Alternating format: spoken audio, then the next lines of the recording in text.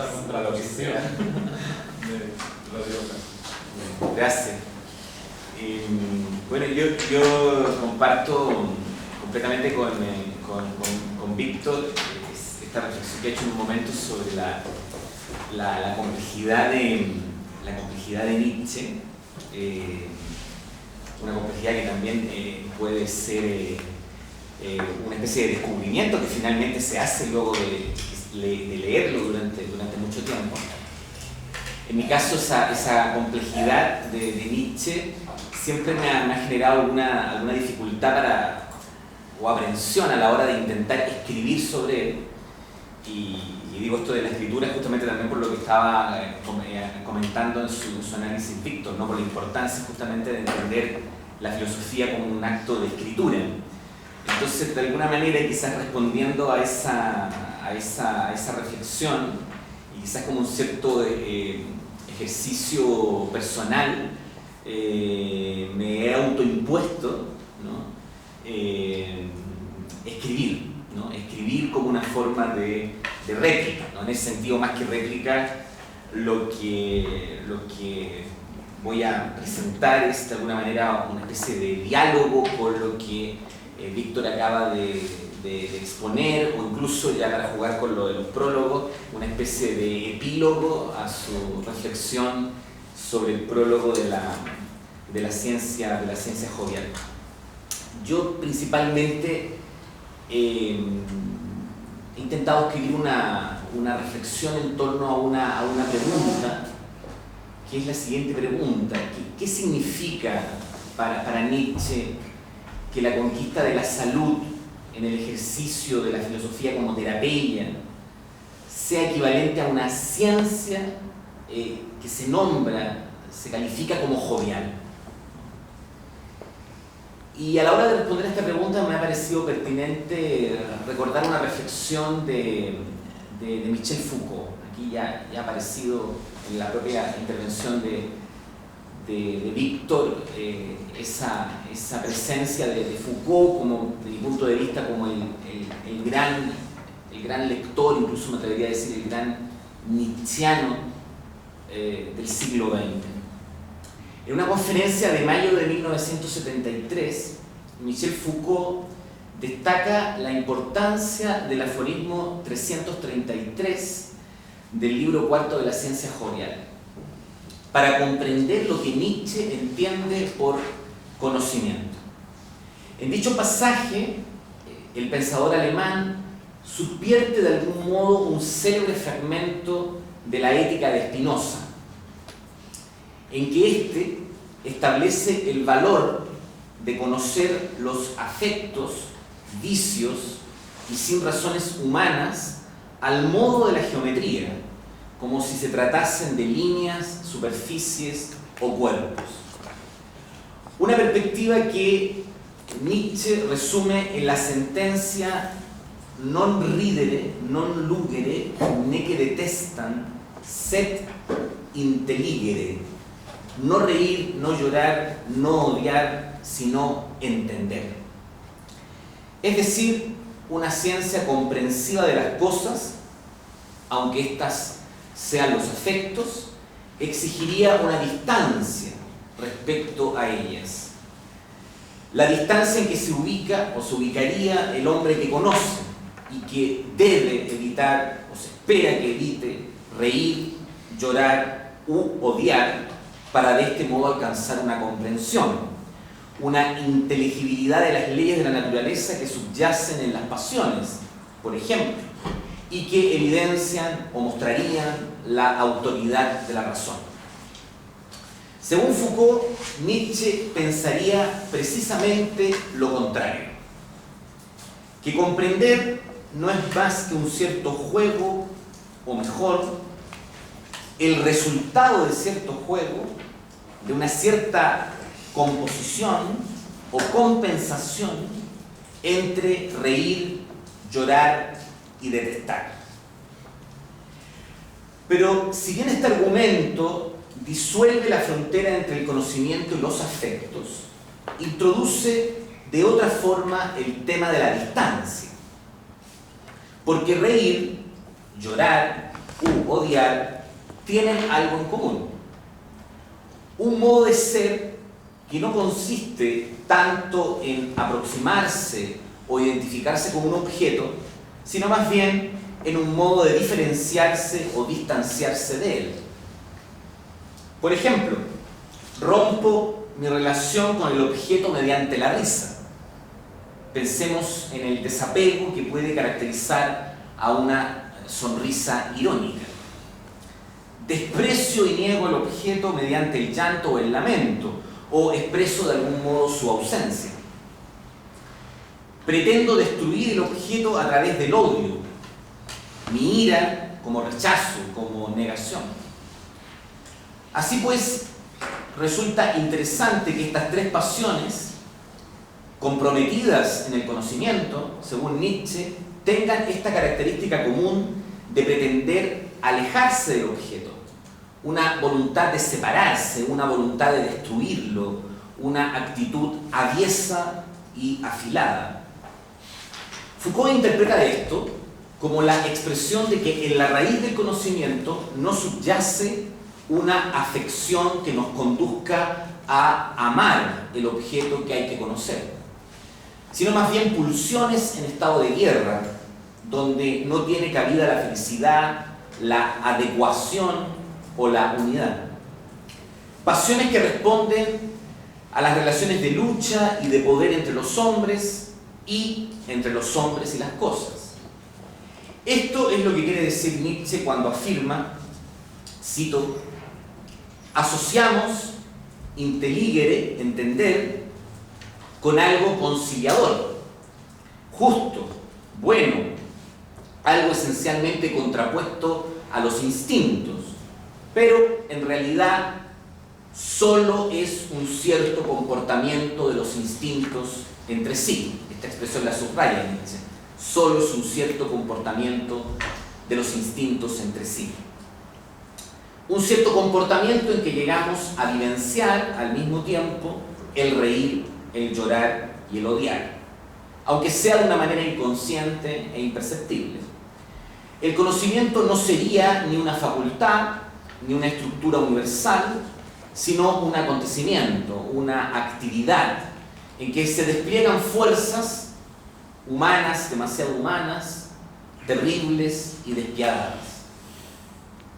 Ahora bien, si esto es el conocimiento, la ciencia que se describe como ciencia jovial debería ser un asunto severo, riguroso, doloroso. Pero, ¿qué severidad sería esta que puede calificarse como jovial? Una primera observación al respecto a esta pregunta. Esa severidad es una severidad profunda. Se trata, sin embargo, de una profundidad, tal y como nos lo ha estado señalando Víctor, que no remite a lo interno, no remite a lo introspectivo, no remite a lo grave, no remite al resentimiento. Sería la profundidad de lo exterior, la profundidad de la superficie. La ciencia jovial es un arte que requiere de una enorme severidad para permanecer y sostenerse en la profundidad de la superficie. Este vivir en la superficie involucra una nueva relación con la apariencia, como señala Nietzsche en un célebre aforismo, el aforismo 54 de la ciencia jovial. La apariencia ya no será esa máscara muerta que pretende ocultar una X desconocida, ese velo que buscamos retirar para descubrir una verdad profunda, una sustancia solemne que fundamenta el conocimiento. Por el contrario, para Nietzsche, son palabras de él, aquí no hay más que apariencia. La apariencia es lo propiamente viviente. El hombre que conoce baila entre los soñadores como uno más que prolonga el interminable baile terrestre. Cuando cae esta barrera que dividía la apariencia y la sustancia, solamente permanece la superficie. Y como indica Carlo Gentili, se inicia el viaje hacia el mar abierto de lo infinito. Y aquí me parece importante recordar un fragmento del aforismo 124 de la ciencia jovial, donde se dice lo siguiente, cito: hemos abandonado la tierra y nos hemos hecho a la mar. Hemos quemado las naves, más aún, hemos quemado la tierra que estaba detrás de nosotros. Ahora, barquita, cuidado, a tu lado yace el océano.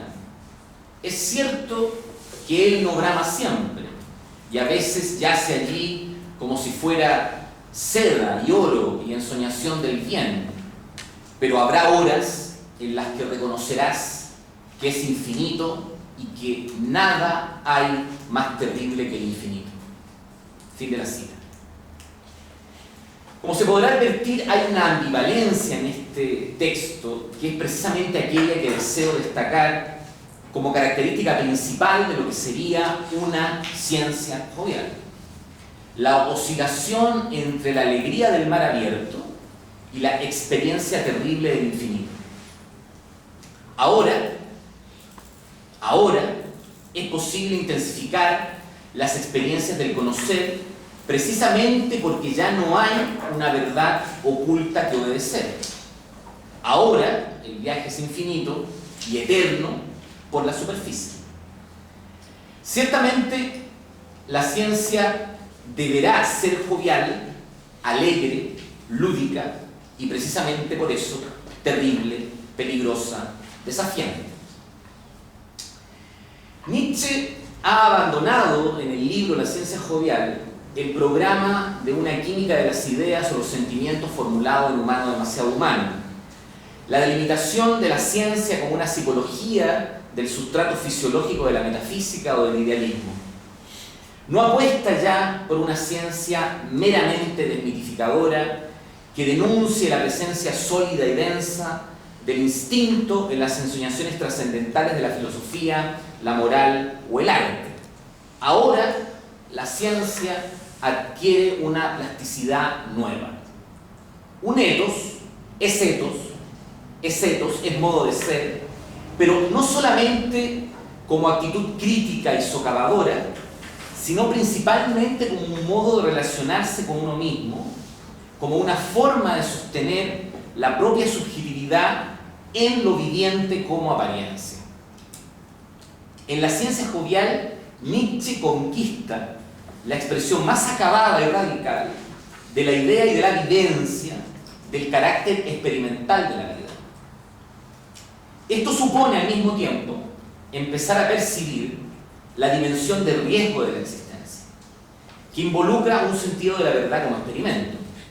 Nietzsche se ha hecho plenamente consciente de ello. La ciencia es cuestión de equilibristas. Recordemos el aforismo 51 de la ciencia jovial.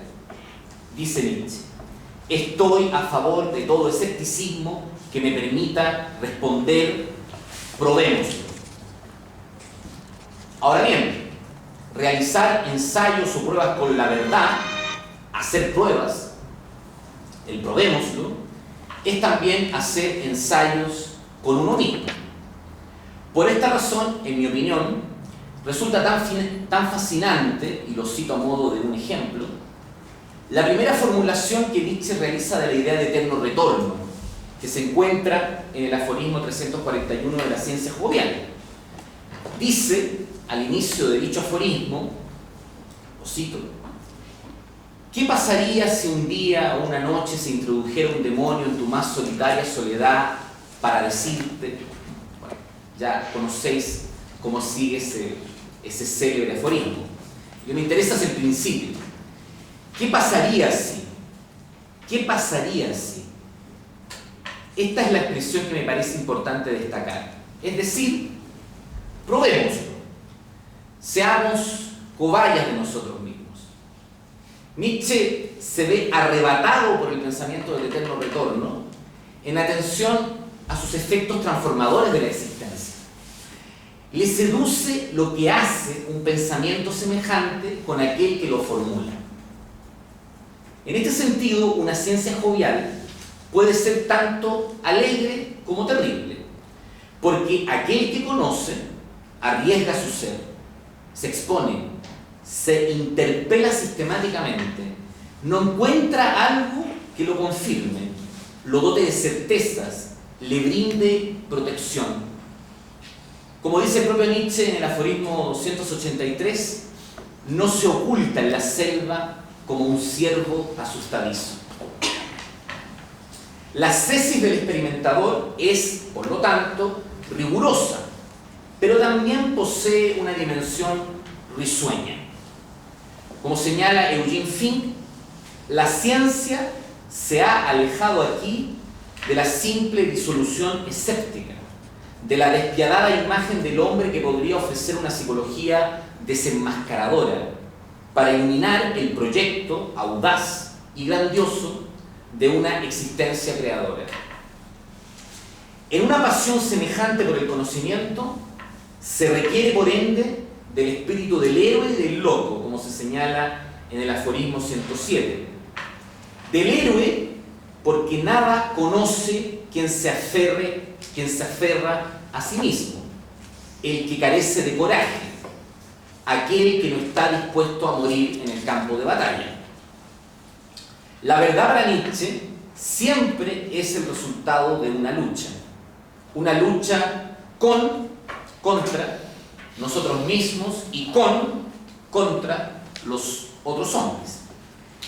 Como sabremos, esta es una idea clave para Foucault, precisamente.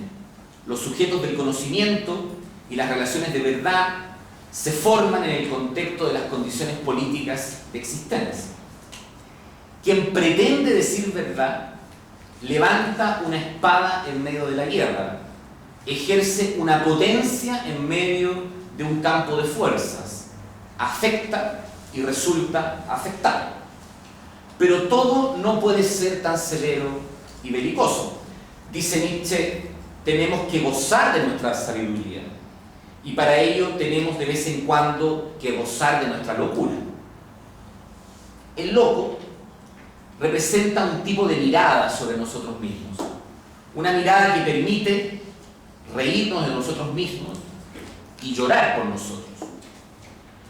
Nos sitúa, según Nietzsche, son palabras de él, en una distancia artística de nosotros, distancia artística. Este es el último agradecimiento que le deberíamos al arte, ofrecernos un modelo para que la honradez del héroe no nos conduzca a la náusea y el suicidio.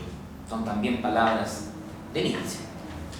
El arte sería la buena voluntad de apariencia, que permite precisamente sostenernos en la superficie. Sería el auténtico cuidado de sí, que posibilita la continuidad del experimento, de la actividad creadora de mí mismo, que no hace de ella pura disolución.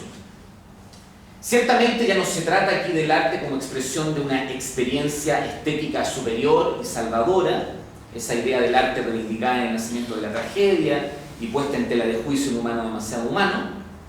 Aquello que retorna a Nietzsche del arte en la ciencia jovial es una especie, me atrevería a decir, una especie de estilo cívico que nos impulsa, nos hace fluctuantes, bailarines, burlones, insolentes, nos otorga la seriedad con que juegan los niños.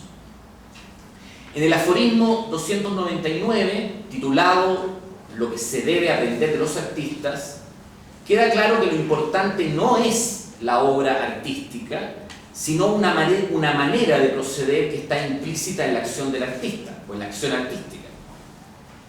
Ver las cosas desde un determinado ángulo, esta es la expresión de Nietzsche. Ver las cosas desde un determinado ángulo que corresponde precisamente a la perspectiva de la ficción y el artificio. El hombre de ciencia nietzscheano es aquel que se niega a detenerse en una sabiduría definitiva.